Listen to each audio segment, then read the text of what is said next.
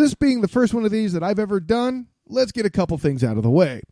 This goofy-looking individual here is me, the student of the game. My name's Kyle Nash, but the student of the game moniker will be just fine, thanks. The part of this that your eyes happen to be consuming, the slides and funny videos and stuff, is at the hands of Demosthenes Euclid, better known as my video and visual guy, Demos. Let's just say that fate, via rock band, karaoke, and a healthy amount of drinks, philosophy, and debate now position the two of us to bring this before you now. What makes me worthwhile to take your time to talk sports stuff, admittedly mostly the NFL?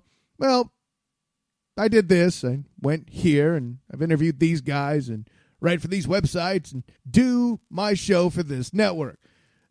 Okay, so I'm not trying to brag or anything like that. Maybe you've heard of these things, maybe you haven't, but it's really to kind of set the stage for my mission, which is to bring you knowledge in ways that don't feature a tweet from LeBron James or involve the kind of stories that are the closest thing to a TMZ sports department since, well, I found out a TMZ sports department was a thing.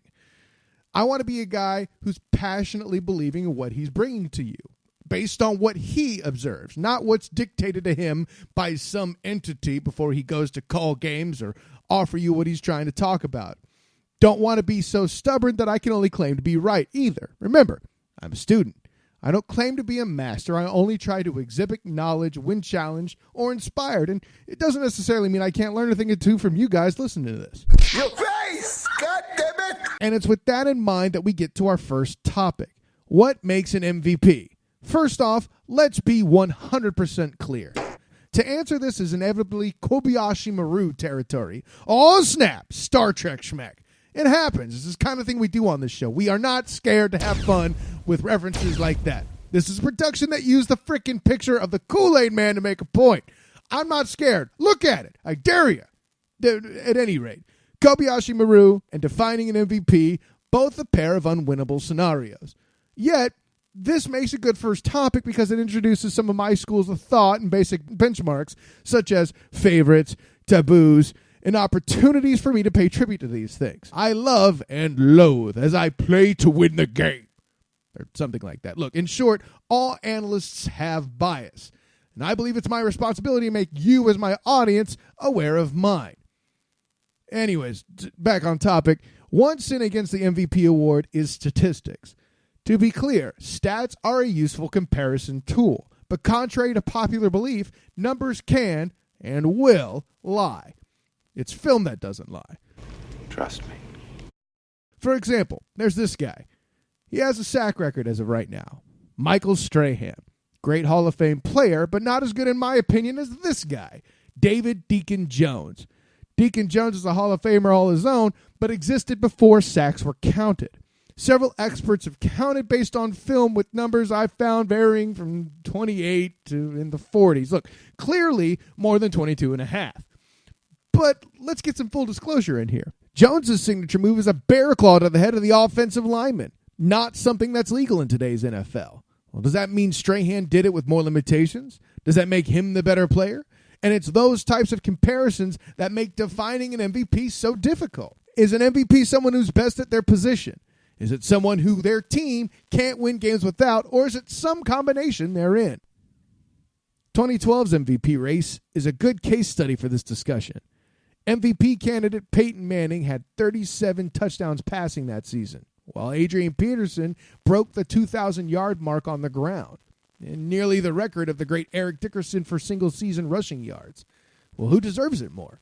If you take either off their team, would their team be as successful? Sure, the Broncos had a better win-loss record, but the Vikings in the playoffs was a shock as a possibility, let alone an occurrence.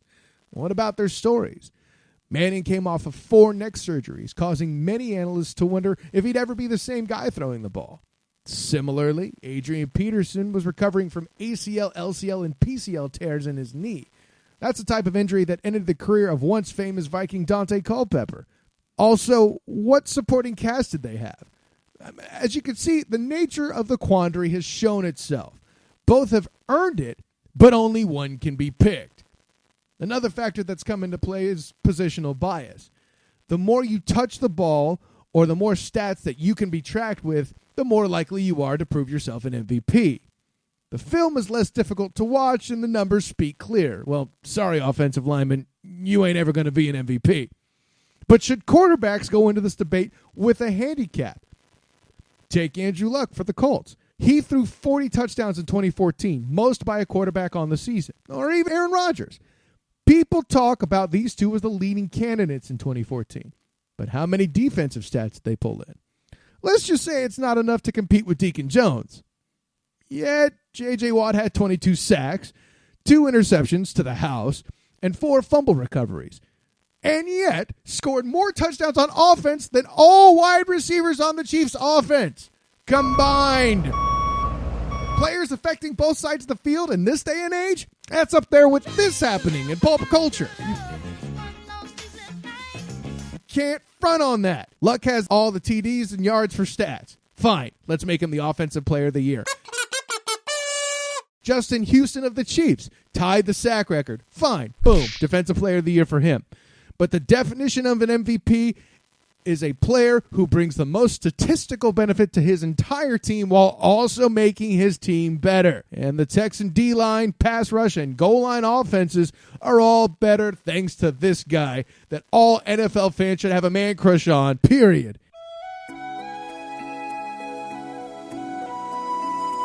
You don't agree, you can find me here, Twitter, all that other stuff. Boom, you got it right there. But until next time, folks, class dismissed. Any questions, Vince? No, okay, that's it for the day then.